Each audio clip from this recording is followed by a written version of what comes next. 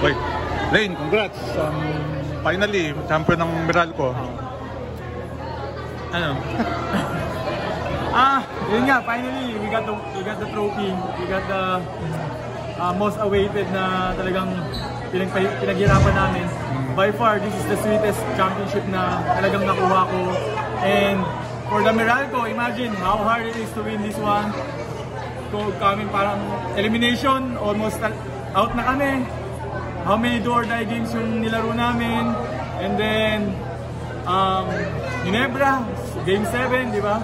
Tapos, puro game winner yung series ng championship against San Miguel. And finally, yun nga, nakuha namin. And yun, ito yung pinakamasarap na panalo kasi talagang lahat ng sacrifices namin, lahat ng hard work namin lumabas. And yun, it's all worth it and it's the sweetest. May time ba na, siyempre ilang finals kayo pumasok, laging kinakapos kayo, may time ba na parang feeling nyo din na makukuha with all those ano?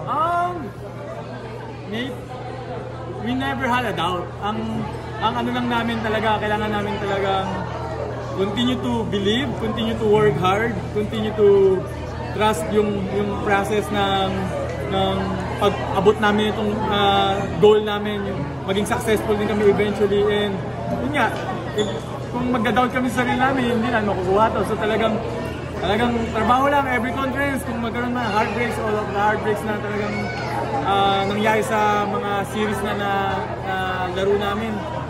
Finally, lahat ng paghihirap namin, ito, nagbunga. Lane, medyo luha ka rin ata eh. Iyak talaga ako. Iyak talaga. Ilang beses ako umiyak. Kay New, kay Raymond, kay Boss Bill, kay Coach Lubigi, kay Coach Norman. Naiyak ako kasi talagang alam namin kung gaano kahirap namin to nakuha. Alam namin kung ano yung mga sacrifices na binigay namin para makuha tong championship. Tapos, imagine mo, bagsak na balikat namin sa pagka-shoot ni Junmar. Sa totoo lang, parang it's suck na yung soul namin talagang parang nawala, bumagsak talaga. And then, game winner ninyo, di ba? How sweet it is. How sweet yung pagkakapanalo namin, pagkakakuha ng first championship for the Meralco franchise. Alain, nasa Grand Slam ka, di ba? Yeah. Kukumpara mo to dito? This is the best.